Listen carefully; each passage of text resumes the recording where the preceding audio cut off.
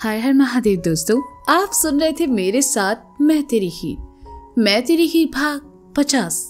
वंश निशी को लेकर उस जगह पहुंचा जहां से उसे गौरी का बताया सामान लेना था। निशी सब सामान लेकर उसके बाद वंश उसे पार्लर छोड़कर घर चला आया। इन सब में वंश इतना थक गया था कि कमरे में आकर बिस्तर पर गिर गया। कुछ देर बाद ही उसकी आंख लग गई और वह भूल गया कि उसे सगाई के लिए तैयार भी होना था।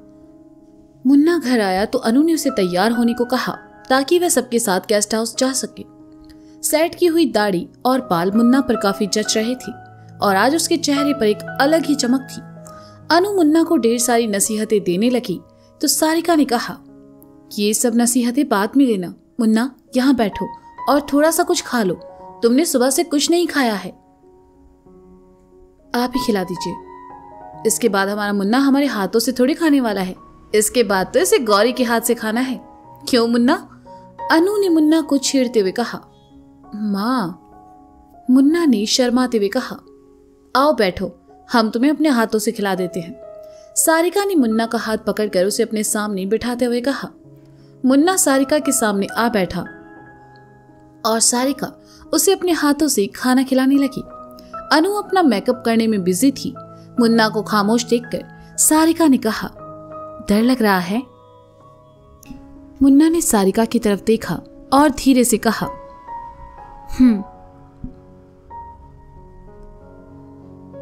सारिका मुस्कुराई और कहने लगी, इसे डर नहीं कहते, ये एक बहुत ही स्पेशल फीलिंग है जो हर इंसान को अपनी जिंदगी में होती है। इसके बाद जिंदगी और खूबसूरत लगने लगती है और स्पेशली तब जब हम सफर अपनी पसंद का हो। गौरी बहुत प्यारी लड़की है, हमें विश्वास है वो तुम्हारे शांत जीवन में थोड़ी सी चहल पहल तो जरूर लाएगी। चहल पहल नहीं माँ, तूफान कहिए, मुन्ना ने कहा। सारिका ने मुन्ना के गाल पर हल्की सी चपत लगाकर कहा, धत बदमाश, खबरदार जो तुमने हमारी बहू के लिए ऐसा कुछ कहा तो। अच्छा आप हमें दीजिए, हम खुद खा लेंगे, आप तैयार हो जाइए। और वंश कहाँ है? हमने आने के बाद एक बार भी उसे नहीं देखा। मुन्ना ने सारिका के हाथ से प्लेट लेकर कहा। वो शायद काशी के कमरे में सो रहा है। सारिका ने जैसे ही कहा, वंश ने कमरे में आते हुए कहा, माँ मैं इतना भी आलसी नहीं हूं कि बस सोते ही रहूं। वंश की आवाज सुनकर सारिका, अनु और मुन्ना ने एक साथ दरवाजे की तरफ देखा। वाइन कलर का कुर्ता और उसके नीचे सफेद पजामा पहने वंश बहुत ही प्यारा लग रहा था। उसने बालों को जेल से सेट किया हुआ था और बाएं हाथ की घड़ी बांधी हुई थी जो उसे लास्ट बर्थडे पर सारिका ने दी थी। चेहरा रोजाना से ज्यादा चमक रहा था और होठों पर हमेशा प्यारी वाली मुस्कान थी। Ooh la la, Vansh you looking damn hot baby, Anu ने कहा।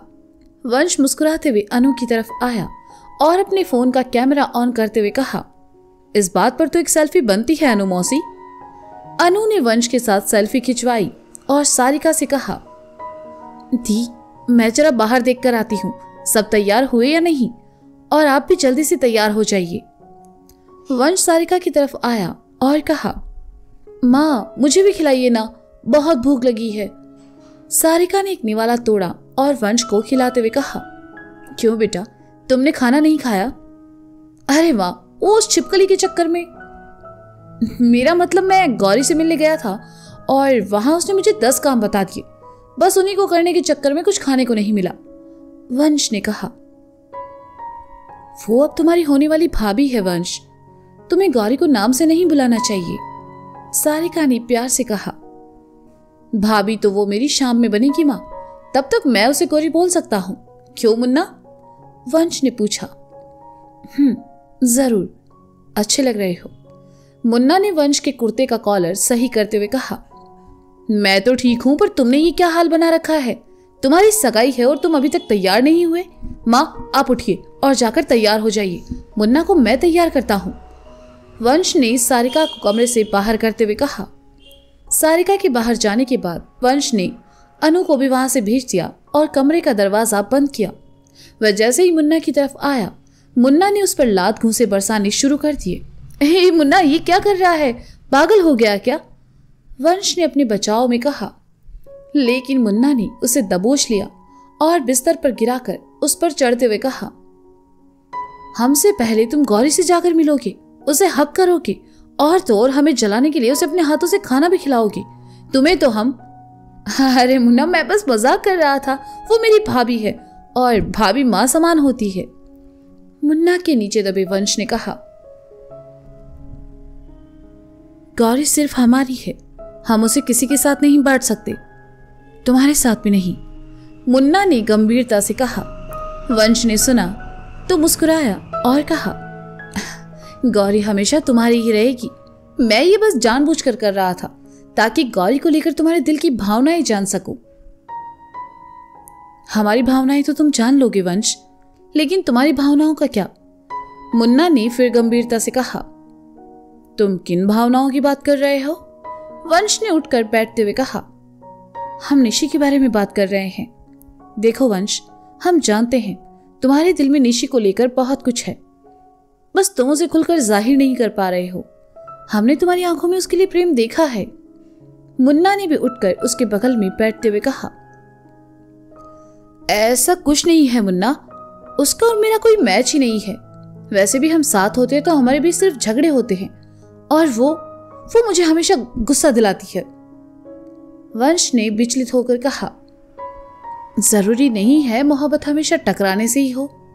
कुछ मोहब्बत की शुरुआत लड़ाई झगड़ों से भी शुरू होती है। और जरा सोचो, जिस इंसान के सामने तुम अपना गुस्सा कंट्रोल नहीं कर पा रहे, वो इंसान तुम्हें कितना पसंद करता होगा? निशी अच्छी लड़की है और हमने देखा है वो तुम्हें बहुत पसंद करती है, बस तुम्हारे समझने की देर है। अरे चला जा चूतिया,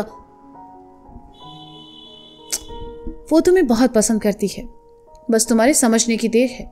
मुन्ना ने वंश को बातों में उलझाते हुए कहा।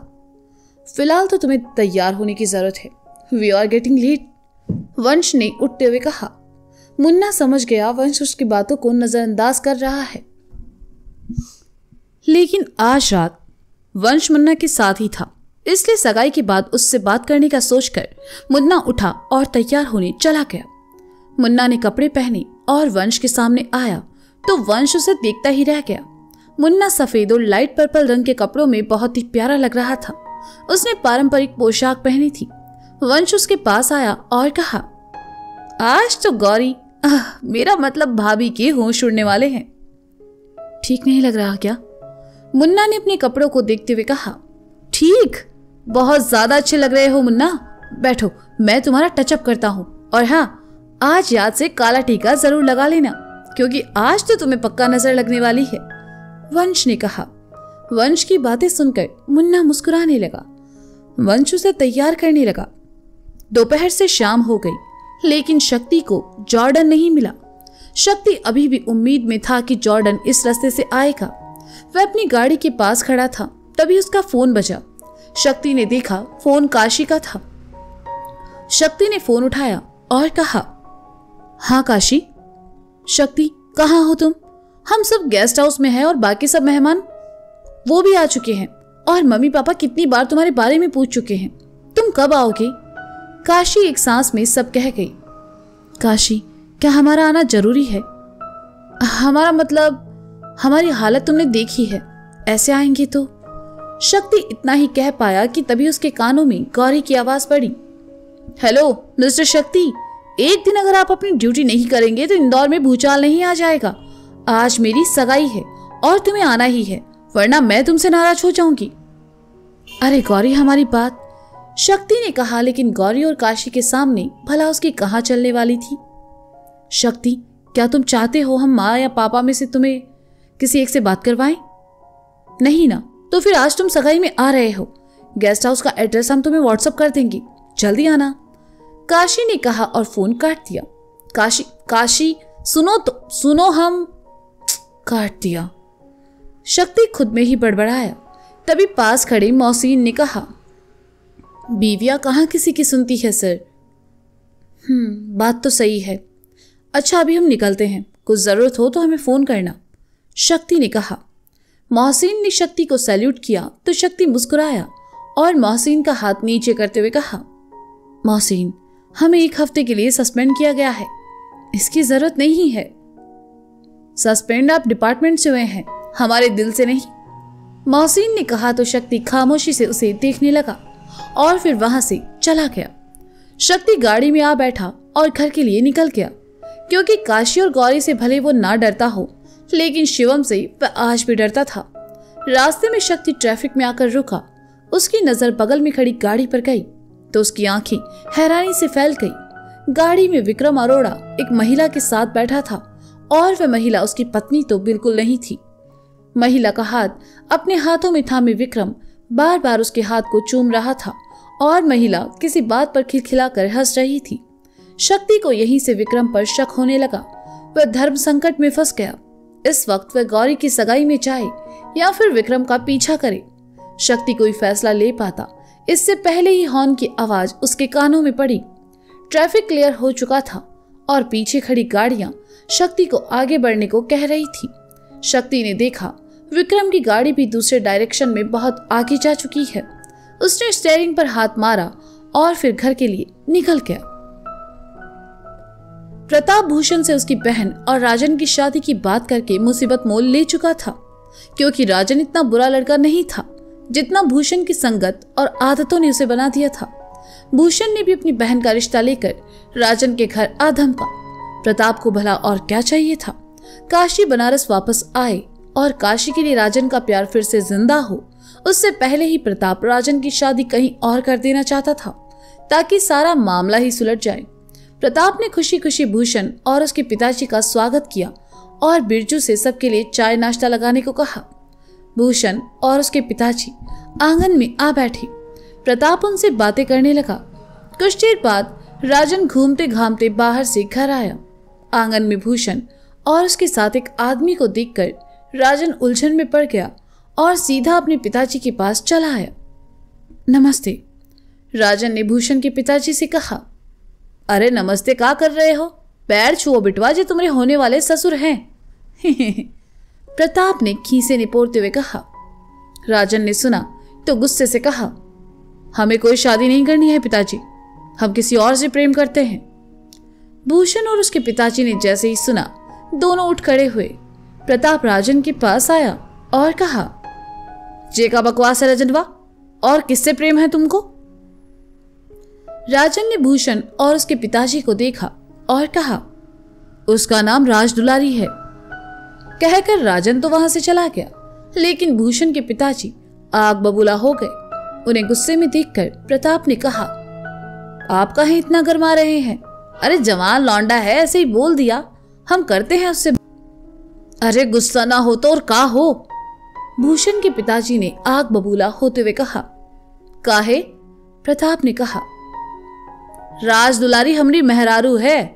भूषण के पिताजी ने जैसे ही कहा, प्रताप गश खाकर वहीं गिर पड़ा।